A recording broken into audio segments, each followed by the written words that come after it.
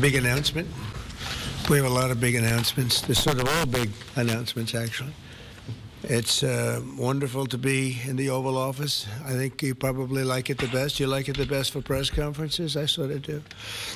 But today I'm excited to announce another historic achievement in our quest to lower drug prices for all Americans.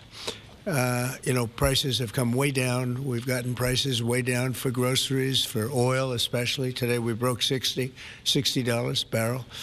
We think the oil is going to be under $2 a gallon very soon. That's about 70% lower than what it was just a year ago. So that's a big thing. And when the oil comes down, everything comes down. It's pretty beautiful to watch.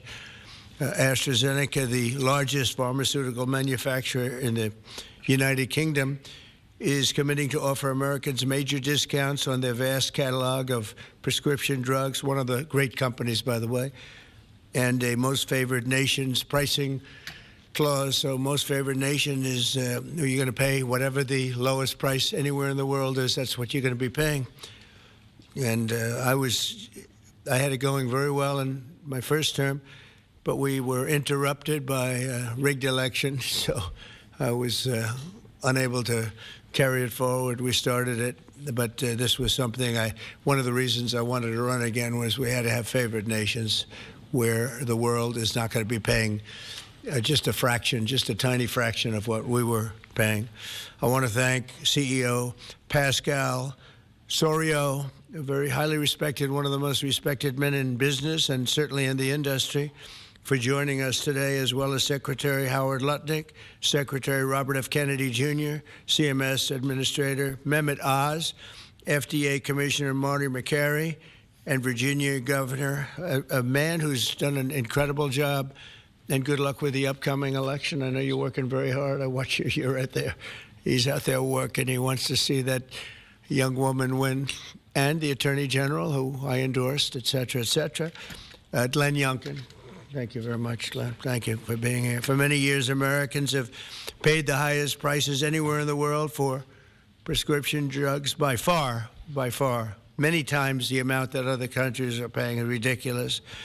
Upon taking office, I signed an executive order to make sure that Americans pay no more for prescription medications than the lowest price for the same drug in other locations in developing nations. Today, AstraZeneca is committing to offer all of their prescription medications to Medicaid at most favored nations prices. In other words, the lowest price anywhere in the world, that's what we get. A move that will save American taxpayers hundreds of millions of dollars each year. And I tell the story, Glenn, that in my first term, I had the honor of being the first president in 28 years to lower drug prices during the course of the year.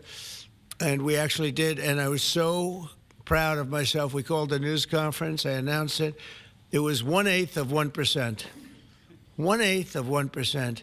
Now drug prices are going to be going down 100%, 400%, 600%, 1,000% in some cases.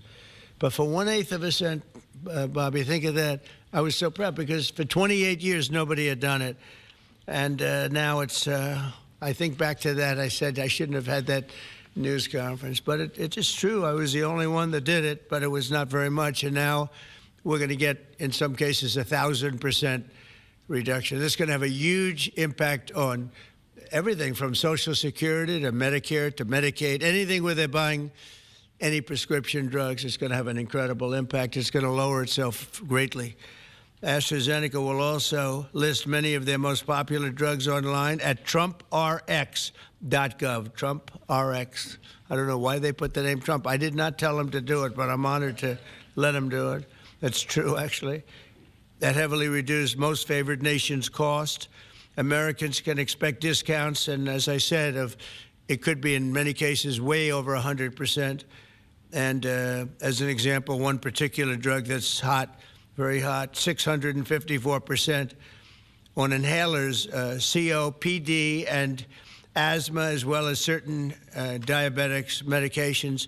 They're going to be averaging about 654% reduction in price. You believe that one?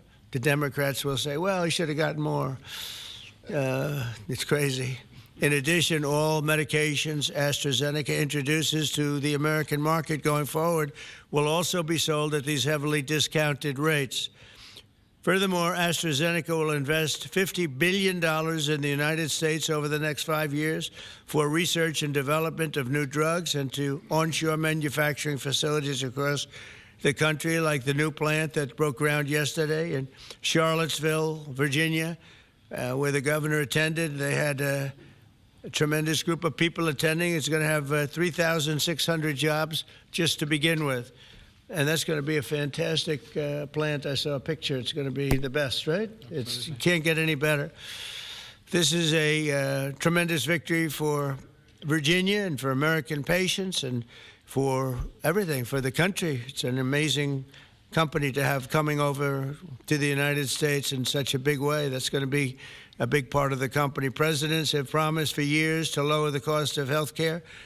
But my administration is actually the first to do it and do it substantially, do it at numbers that nobody thought, even I thought, were not possible. When you think of it, if you got a 1%, 2%, 5%, that's good. You did a good job. We're talking about 100, 200, 300, 500, 700 in some cases, some big, big numbers. And the largest drug companies in the world are working with us to make this a reality. And so I look forward to being at your opening of that incredible facility. I hear something, and it's in a great location, Len, right? One of the beautiful locations. So I'd now like to ask Secretary Kennedy to say a few words, followed by Dr. Oz, Pascal, Governor Youngkin, and we'll take some questions afterwards. Would anybody like to have some questions? Yes? Oh, I'm shocked. Okay, we'll take them right after, okay? Bobby, please. Thank you, Mr. President.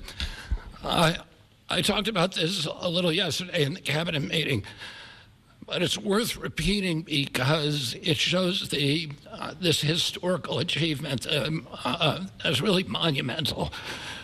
When I was in my confirmation process, virtually every Democratic senator showed me their preoccupation with making sure that we completed, that I was going to continue to get a commitment from me to continue the IRA drug price negotiations. That the IRA required the Democrats, while President Biden was in the first year of the IRA, to negotiate 10 drug prices down. And then I was supposed to, my first year, negotiate 15 and 15 every year thereafter, and that was their plan. The Democrats claimed that they had a 22% reduction, and that was a great success. When we actually looked at that, when I came into the agency, we realized we were actually paying more for 8 of the 10 drugs. The 22% reduction was off of list price, and Medicare ended up paying more for 8 of the drugs, the equal for the 9th, and about a 2% discount on the 10th drug. So that was the plan, and that's what they did. We are continuing the IRA negotiations, but thanks to the president's leadership, we have achieved something extraordinary here, which is a dream that he's had for 20 years because he's the common sense president. He saw something 20 years ago. He learned that we were paying 3, 4, 5, sometimes 10 times for the same drug as they were paying in European countries. Some of these drugs were manufactured in facilities in New Jersey and then sold for 1/10 the price in Great Britain, in London or Paris, that Americans were being charged for them here. He saw that this was unfair. Every Democratic president, every Republican president has said that this was the gold standard. This is what we needed to do. Nobody's been able to change it. And when we came in, I have to say I was pessimistic about doing MFN. Dr. Oz was pessimistic. Our staff, John Brook and Chris Klump and the other people we brought in were all pessimistic.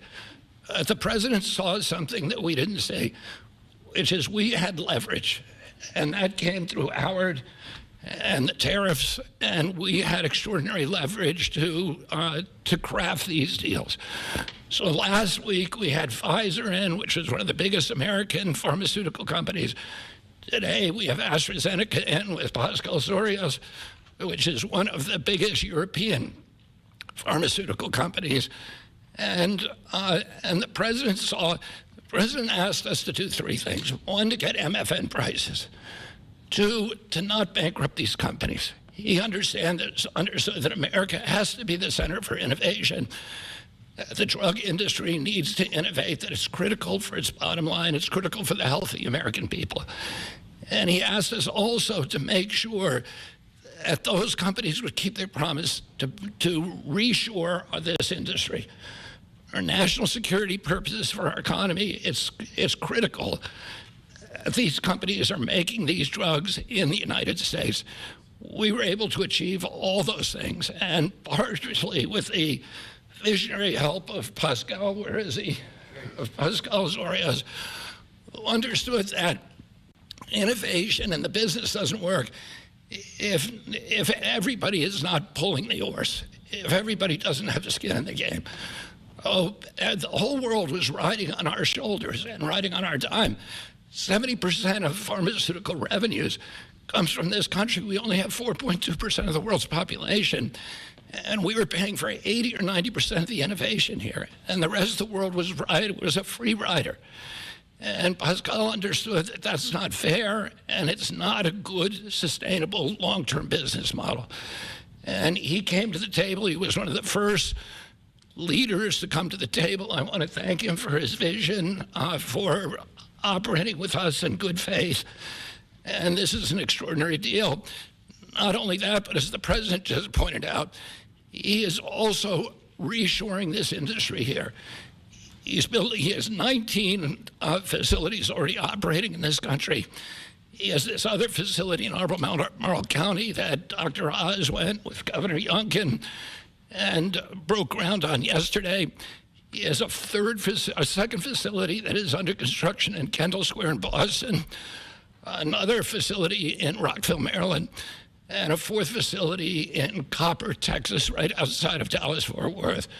And he's got plans for building many more in this country, thanks to the president's leadership, to the tariffs, and to the common sense the president has demonstrated in his own commitment to make drug prices lower for hardworking Americans. So I want to thank the president for your visionary leadership. I want to thank Dr. Oz for his part, and Marty McCary in negotiating this deal. Dr. Heidi Overton, Theo Merkel, Chris Klump, and John Brooks, who all played critical parts in the negotiation. And of course, Howard Lutnick, who was the key to these negotiations. Who do we bring up now? Dr. Oz. Thanks, Secretary. He'll take your place, Pascal. Oh, Pascal, I get to introduce Pascal, which I'll do with great joy and honor. So the world is watching as President Trump tries to make peace in every place he can go. But at the same time, President Trump is putting peace into the hearts of Americans and bringing peace of mind to them, especially Americans who cannot afford their medications. And just to put a number on this, as he releases us from the bondage of paying 3 times more for the exact same product made in the same factory, in the same pill box, in the same instruction manual overseas, rather in this country than we pay overseas, it creates an opportunity for us because, Mr. President, you're turning the art of the deal into the art of the heel. And that is something that you're going to witness today. And it's the second, and we have more coming, but this is a very important one because I want to set the stage here. And Ms. Secretary, you're too modest. Secretary Kennedy did have a vision to push hard on this. He understood we could give the right medications to the right people at the right time. And there is nothing more maha than giving folks life-saving medications in a timely fashion so you prevent illnesses and treat other ones that have already occurred. You save lives that way. That literally is what was on the line as we began negotiating these. So let's set the stage. Where are we right now? Why this order? Last week in this very room, President Trump welcomed the CEO of Pfizer, and that company, a leading U.S. pharmaceutical company, pledged to provide exactly what the president promised. Massive discounts to allow us to have most favored nation drug pricing in this country so we don't allow our people to pay more than folks overseas. And this was unthinkable even 7 months ago when we came into office. And Americans now have the ability to do that, but we needed to prove it was scalable. So we went to AstraZeneca. which is the leading pharmaceutical company, a leading company in the entire world, but a massive opportunity in this march to MFN, a march to most favored nation drug pricing. And to have this message land clearly, we needed to make sure that the president's demand for fair drug pricing was heard all around the globe. And I actually think the single most powerful tool we had was the president, because people take him seriously. And some of the things that they were hearing overseas were alarming them enough that they began to realize the jig was up. So let's talk about the deal specifically. What are John Brooks, if you could be my Vanna White, please. John back there is Theo, Vince, Heidi were parts of the team. There are other members of the team I'll speak of in a second. So these are the 5 deal points. This is what Trump RX, by the way, which just launched, rx.gov, which was a unanimous name, by the way, Mr. President. He was not involved in picking the name, but it was not a difficult one to land on. We thought it had a catchy element to it. All primary care medications sold by AstraZeneca are going to be available on Trump RX, which means no more gaming, no more middlemen. Starting early next year, when you go to the website, you'll be able to see a marketplace. We're not selling the drugs. We're just making information available to everyone so you go to the right place to buy the right medication. Second, drugs for lung diseases are discounted massively, and that's over here on this line. The president highlighted 650%. They're significant discounts, and these are medications. We just picked the ones for lung disease and one for metabolic syndrome, diabetes, but there are others that are included. We have most favored nation pricing for everyone who is on Medicaid in this country. That's why Governor Youngkin is able to do backflips with his nimble 6'6" physique, because for governors, this is a massive problem. If Medicaid prices continue going up, it crowds out other social services, which he'll speak to. We also have MFN for all new prescription drugs. Mr. President, by the time this term is done, 95% of all drugs sold in America, branded drugs and generic, will be available at most favored nation drug pricing. Americans are going to benefit if the prices drop abroad. So Secretary Lutnick is going to make sure that if we get better prices for these companies from our partner countries overseas, the American people see those benefits, and there's going to be onshoring of manufacturing. And as has been mentioned, I stood with Governor Youngkin and Pascal Soriot as we broke ground yesterday in Charlottesville, Virginia, a massive $4 billion facility. That's the hard hat, Mr. President. I know you like construction, so that was all I could bring back. But there was a lot of remarkable energy. And here's what that event really does. It sends a signal. It sends a signal for all countries around the world to stop freeloading off American innovation. It's done. It's not going to happen anymore with this president.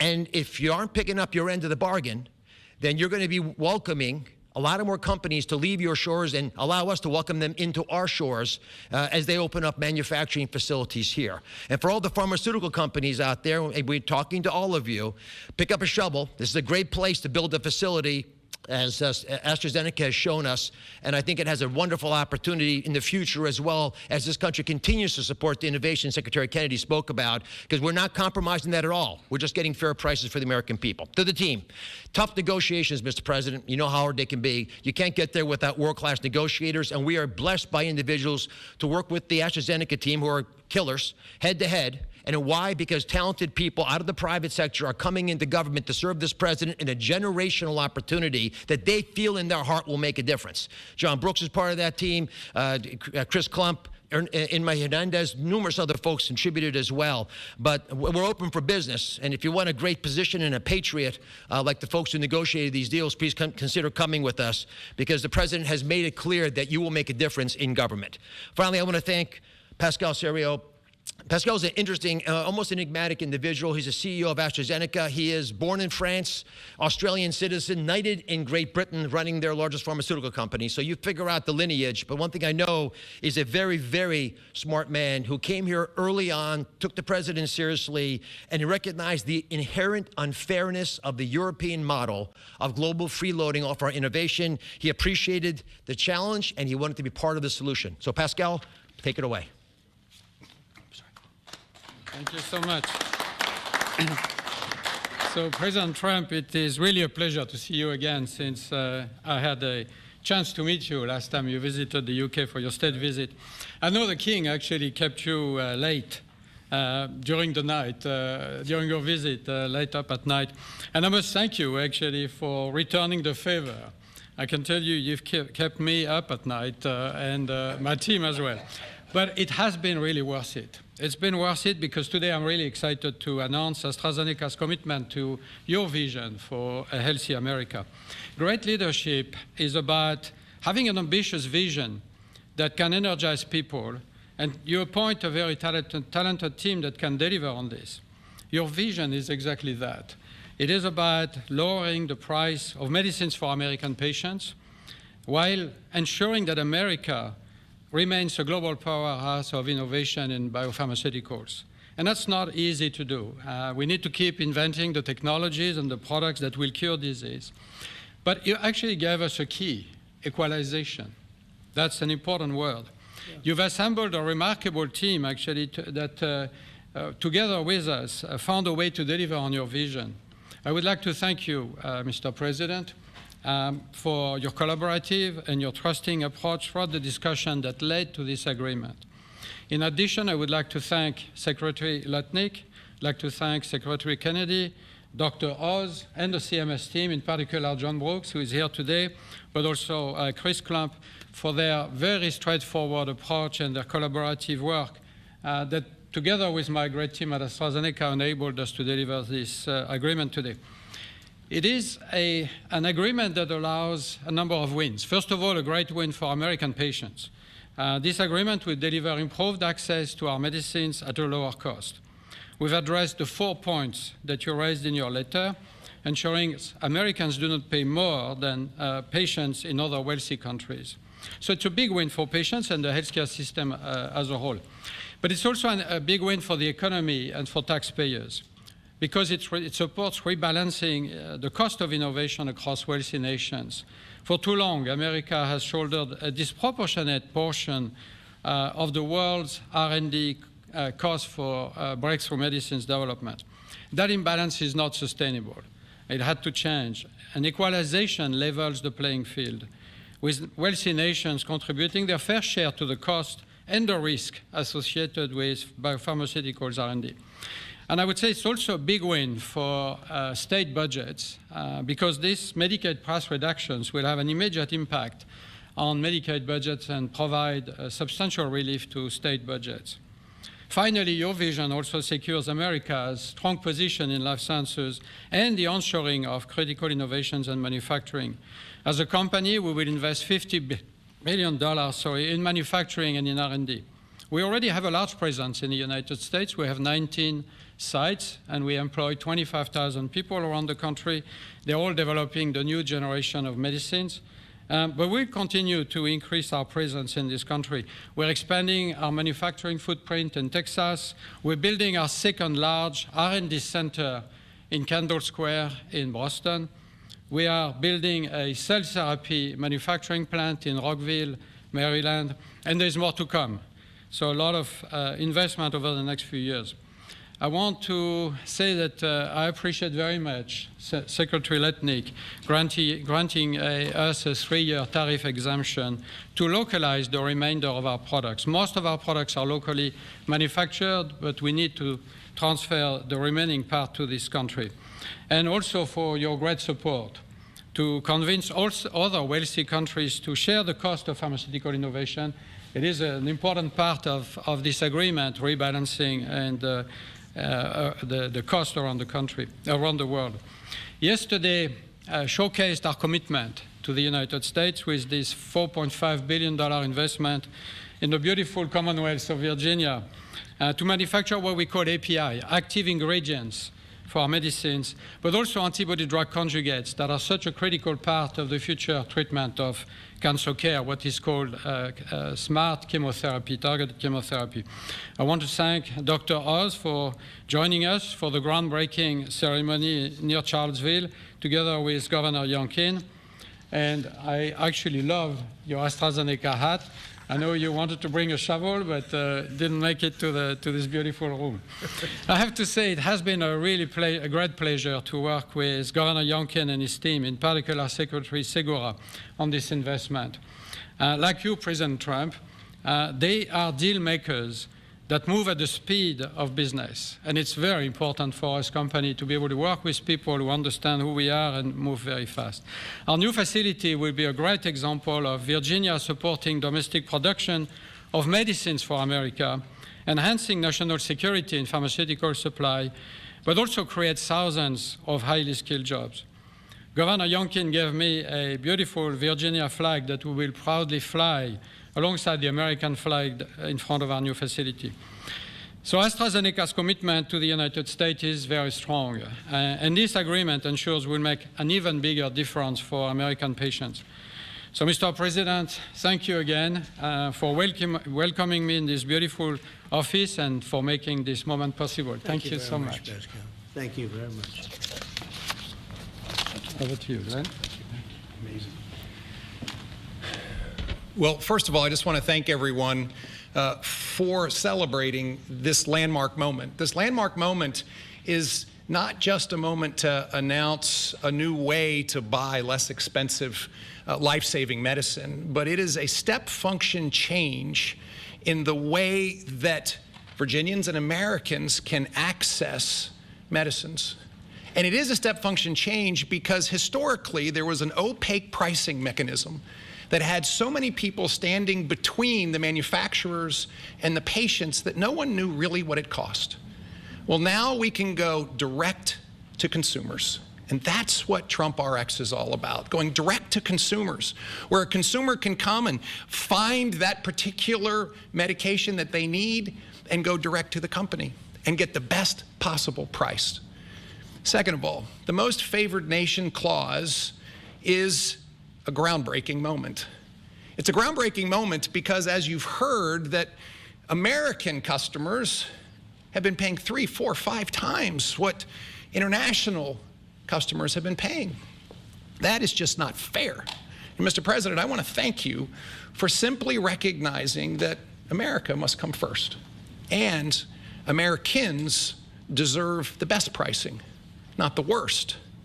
It changes everything for a state. In Virginia, we have $1.5 billion a year of pharmaceutical expenditure under our Medicaid plan. $1.5 billion a year. We save 10%, 20%, 30%. All of a sudden, 150, 300 million, 450 million in savings can be realized by a state. Now, I firmly believe that's the people's money, and it should go back in tax relief. But think about the change that that enables for a state as they manage their health care expenditures. Finally, Mr. President, you have driven a reshoring of critical supply chains that no one thought could happen. The industries that everyone thought were lost are now coming home, and with pharmaceutical manufacturing and active pharmaceutical ingredients particularly coming back to America, it changes everything. It's an economic moment for us. Yes, $4.5 billion into the Virginia economy, and that will in fact translate into $3 or $4 of extra economic impact for every dollar that is spent, 3,600 great paying jobs. But it's even more than that. This is a national security moment. And what you've just heard is one of the leading pharmaceutical companies in the world is choosing America, and yes, Virginia, to invest nearly $5 billion to build the most critical manufacturing for the future of America's health. That's not just a single example. It's happening all over. And in fact, in Virginia, Mr. President, we've been blessed with nearly $10 billion of commitments to build new pharmaceutical manufacturing in the great Commonwealth of Virginia.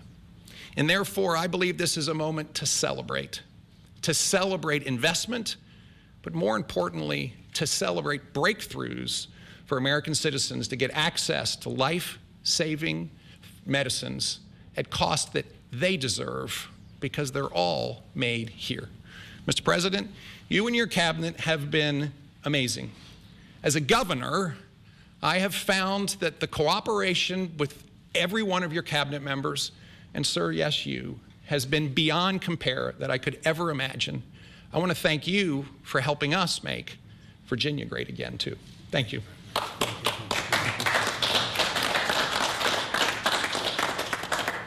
So we have, at this moment, I think we just cracked $18 trillion in commitments and investments in our country. As an example, the last administration was far less than $1 trillion for 4 years. We're at plus $18 trillion for 8 months. There's never been anything like it in history, in any country, anywhere in the world. So that's great. But maybe for purposes of this, more importantly, we're going to bring drug prices down at numbers that nobody ever thought possible, Glenn. I think nobody ever even thought it was possible. So we're going to be doing a lot of business, but we're going to be also numbers that when you're 2, 3, 4, 500% less.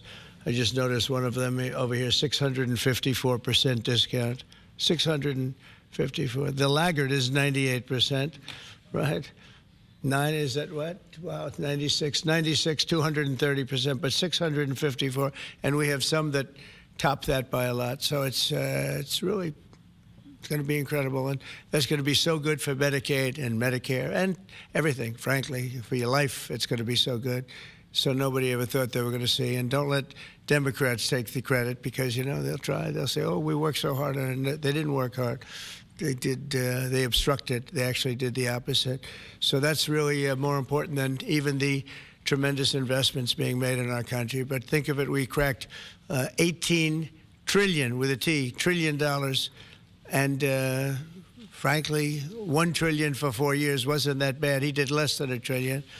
But we did that in a period of 8 months, so it's pretty record-shattering by many trillions of dollars. Any country, no matter what country you're talking about, nobody's done numbers like that. So thank you all for being here. Do you want to have a couple of questions? Yeah, please. Mr. President, one on this, if I could, and one on China, if I may. Okay.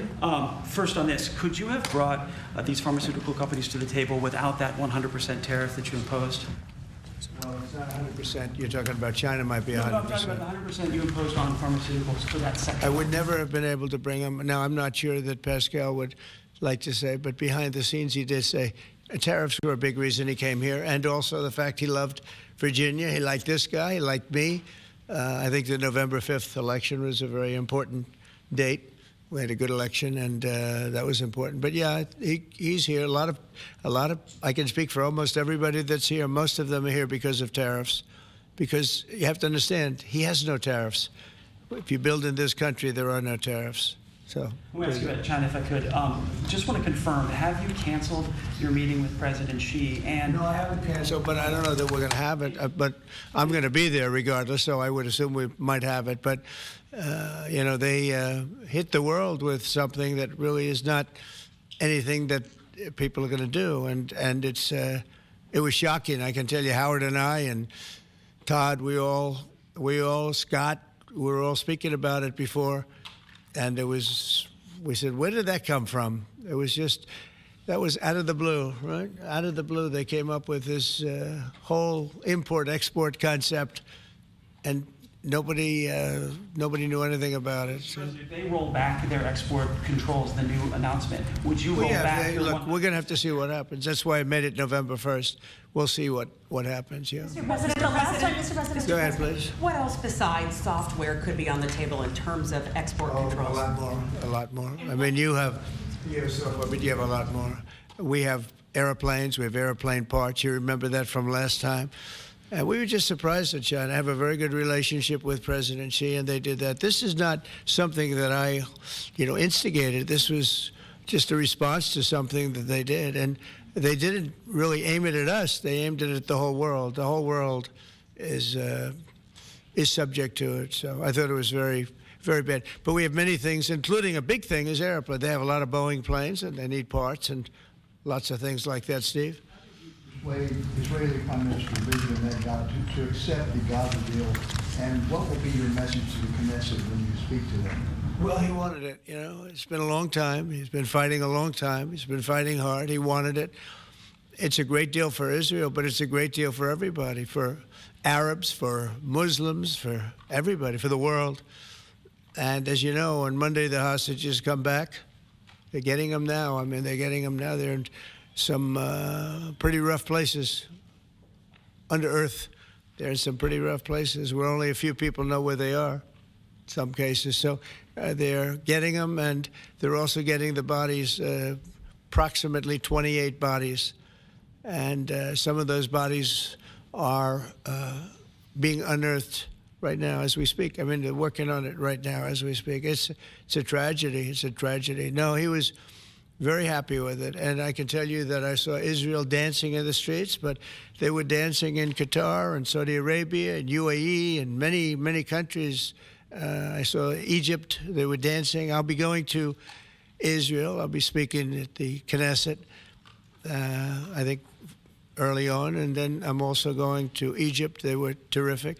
But all of the countries were great. Indonesia was great. Jordan was great. They were all great. Everybody wants this deal to happen. What happens in Gaza the day after the hostage release? Day after what? The day after the hostage release, what happens there then? Well, hopefully you're going to have great success I call it everlasting success. I think you will too. I think you're going to have tremendous success, and Gaza is going to be rebuilt. And you have some very wealthy countries, as you know, over there, and it would take a small fraction of their wealth to do that. But and I think they want to do it. And we're also setting up, as you know, a board of peace. It's called the Board of Peace. I don't know if that's the final name, but the word peace is definitely in there. They have asked me if I chair it. We'll make sure things go well. And how confident are you that the ceasefire will hold? I think it'll hold, yeah. I think it'll hold. They're all tired of the fighting. Don't forget, you had October 7th, which was a horrible day, 1,200 people killed. But Hamas has lost 58,000 people. That's big retribution. That's big retribution. People understand that. So, no, I think they're all tired of fighting. And this really gives the whole Middle East, this is beyond Gaza. Gaza is very important, but this is beyond Gaza. This is peace in the Middle East, and it is a beautiful thing. You know, it's a term that you and I have been hearing since we were very young, right? And now we have a chance of really having that. And as you know, most of the countries have passed all these resolutions. Every country is there. Iran came in. I was very happy to see that. I was very honored that Iran came in. They said they support it. Russia came in. President Putin, he supports it fully, very fully. So I was happy to see even countries that weren't necessarily involved in the process, they all support it. I don't know of anybody that does it. And I've never seen happier people than many of these places, not just Israel. Many of these places, they're all dancing in the streets. I've never seen anything like it. Mr. President, Go ahead, please, in the back. Thank you. What guarantees did you give Hamas to persuade them that Israel will restart the bombing campaign once the hostages have been exchanged? What did I do with respect to them? Well, you know, I spoke a little bit tough, and that's what would happen. I mean, you have to speak tough. That's a tough world. That's a tough, as they say, neighborhood. And they're tough people. They're very tough people, and they're smart people. They're good negotiators. They have a lot of things going. They put that to good use. They're going to be very, very successful. But they knew the retribution would be tremendous, unsustainable. It would have been unsustainable. It would have been complete obliteration, and they didn't want that. And nobody wants it at this point. They want to get on with rebuilding the entire Middle East. It's not only Gaza. It's going to be the entire Middle East.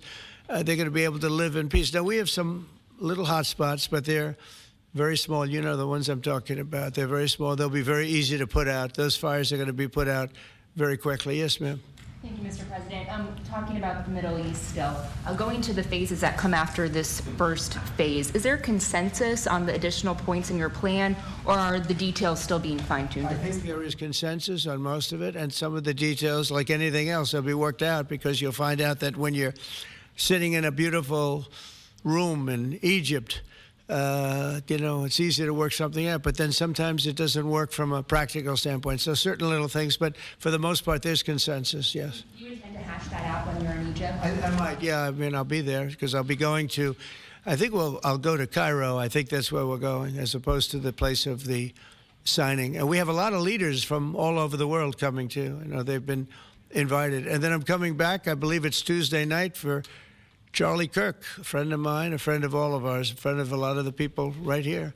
And we're giving him the Presidential Medal of Freedom, which is the highest honor you get outside of the Congressional Medal of Honor. One's military, one's civilian, but it's the greatest honor. And Erica's beautiful wife is going to be here, and a lot of people are going to be here. So, it's not easy for me to get back. it's a very quick trip, but I'll be making 2 major stops, and then I'll be on the plane trying to get back in time for Charlie. They're going to have a great celebration at the White House, in the East Room of the White House. Mr. President? Russell Vogt said the reductions in force have begun related to this shutdown. How many layoffs have you authorized for this first round, and from which agencies? And it will be Democrat-oriented, because we figure, you know, they started this thing, so they should be Democrat-oriented. It'll be a lot, and we'll announce the numbers over the next couple of days, but it'll be a lot of people, all because of the Democrats. I mean, they want to give $1.5 trillion to people that came into the country illegally. More important than that, because we all have a big heart. We want people to be taken care of, but you know, we have 0 people coming in. You know that, Glenn, right? That's a pretty impressive number, even for a successful governor. But we've had, for the last 4 months, 0 people coming in illegally. They're coming in, but they're coming in legally. They're coming in through a process that's really a really good process right now, because we want people to come in, but they have to come in legally. So what we're doing is, as these different groups come due, we're going to make a determination. Do we want them or not? And I must tell you, a lot of them happen to be Democrat-oriented. These are people that the Democrats wanted, that in many cases were not appropriate. We fought them at the time, and it was ultimately signed in. And some of these people, these are largely people that the Democrats want.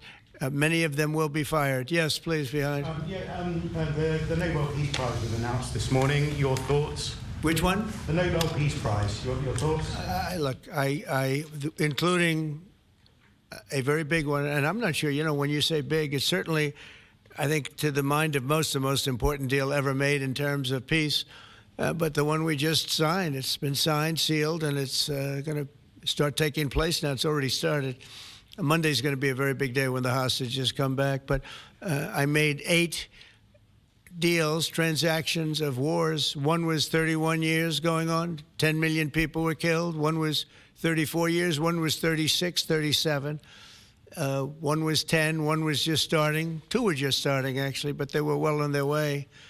In the case of India and Pakistan, 7 planes were shot down. It was a bad one.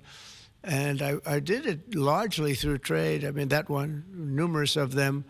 I talked tariffs. I said, look, if you're going to do that, we're going to put very big tariffs on your country. And they were both great. They stopped fighting, and there were 2 nuclear powers. So, you know, they're all big. They're every one of them big. You take a look at the Congo. You take a look at the Congo and Rwanda. 10 million people killed over a long period of time. Got that one solved. We did a total of 8 as of this. 2 days ago, I would have said 7, which I did say, but the other one was signed up, sealed. As you know, Israel signed it just now. They signed it, and they approved it today, their parliament. And it's a great honor to be involved with so many. So the person who actually got the Nobel Prize called me, and said, I'm accepting this in honor of you because you really deserved it. A very nice thing to do. I didn't say then give it to me, though. I think she might have. She was very nice. And I've been helping her along the way. They need a lot of help in Venezuela. It's a basic disaster. So, and you could also say it was given out for 24, and I was running for office in 24. You know, all of the transactions that we did in terms of closing, but there are those that say we did so much that they should have done it, but I don't take. I'm happy because I saved millions of lives, many millions of lives. And speaking of somebody that saves lives, don't ever play golf with it, because Keegan Bradley just walked in, one of the greatest golfers in the world, the captain of the Ryder Cup. And man, I'll tell you, you did a good job. You almost came back. I turned on. I said, you know, I sort of turned off. It wasn't looking good, and then a little while later, I turned on. I said, you guys might make, that would have been the miracle. What a great job. He's respected by those golfers like nobody. And I just want to compliment you, Keegan. That was an incredible job. Right here, we have a lot of unfriendly fake news media. And he's not used to that. He's used to getting only good publicity, I think, Howard. These are all golfers. But you're some golfer, I'll tell you that, and some leader. Thank you very much. Great job. Thank you, Keegan. Mr. President, on China. Yeah, please. On immigration, ICE are making arrests, target arrests at courthouses in New York City and around the country. Criminals, they're arresting criminals, that's right. Yeah, go ahead. I'm happy about it. I want them to arrest criminals. And if you take a look at D.C., a year ago, D.C. was our great capital was a very unsafe place. You know that. Some of you were mugged, and talk openly about it. Some of the media was mugged. But right now, D.C. is one of the safest places in the whole country. The restaurants are booming. They're opening up new restaurants. The restaurants were all closing. Now you can't get into a restaurant. They're opening up new restaurants. It took 12 days for us. We sent in not politically correct military. We sent them in based on merit. You know, we won the case in the Supreme Court.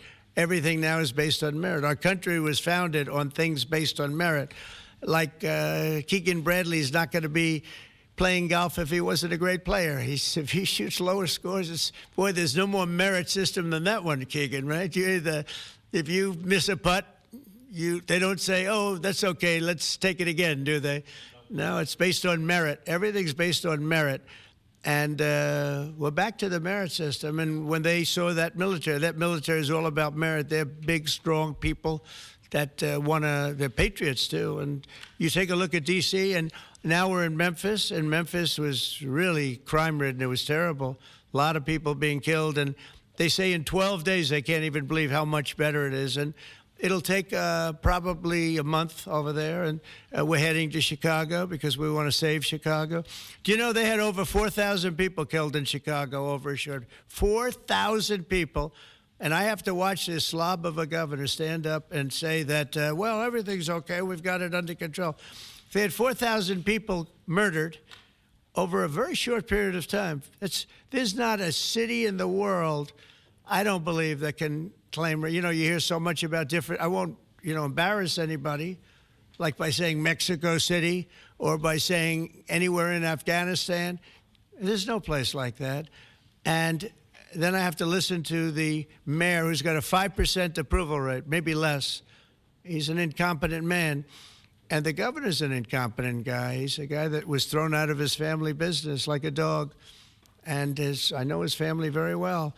And now he's a governor. And when I watch him trying to say that it's okay, we have crime under control, I lost 4,000 people over a very short period of time. I believe it's like 6,000, 7,000 people were shot but didn't die. But 4,000 people died. And then he gets up and talks about how it's not a problem. Or Portland, Oregon. I mean, every time I look at that place, the place is burning down. There's fires all over the place. When a store owner, there are very few of them left, but when a store owner rebuilds a store, they build it out of plywood, and they don't put up storefronts anymore. They just put wood up because they know it's going to be ripped down. And then I hear how wonderful it is. It's not wonderful. It's a disaster. That's almost an insurrection, that place. So we put our people in there, and they do the job, and they've really done the job. And the beautiful thing is we've done it. 12 days we had this place safe, and now it's, I would say within a month it was beautiful, and it continues to be. That was 3 months ago. I'll tell you, D.C. now is one of the hottest places, just like this country. We were a dead country, and you've heard me say it 100 times. We were a dead country. King of Saudi Arabia said it. Others say the Emir of Qatar said it. Many, UAE said it. The leader, great leader, UAE, all great leaders, they said effectively the same thing. 1 year ago, we had a dead country. Now we have the hottest country anywhere in the world. I just want to thank everybody, and I want to, in particular, thank AstraZeneca. What a great company you have. What a company you've built. You've been there a long time and done some job. It's an honor to have you. I assume you're going to build, so it's $4.5 billion for a plant. That's a pretty big plant, isn't it? I was going to say, could he make it a little bit more? Well, we have a couple of them where they're going to spend $65 billion on one plant, AI. All I know is it's, AI is based on information. I hope they're right about information. I don't know. You're going to make a lot of money there's got to be a lot of information out there, but that seems to be pretty hot. But we have a lot. We're leading the world on information on AI, as you know, by a lot. It's not even close. So we're doing a job. And I want to thank everybody, but in particular, Pascal, thank you very much. It's a great honor. Thank you. Thank you very much. Thank you, everybody. Have a good time.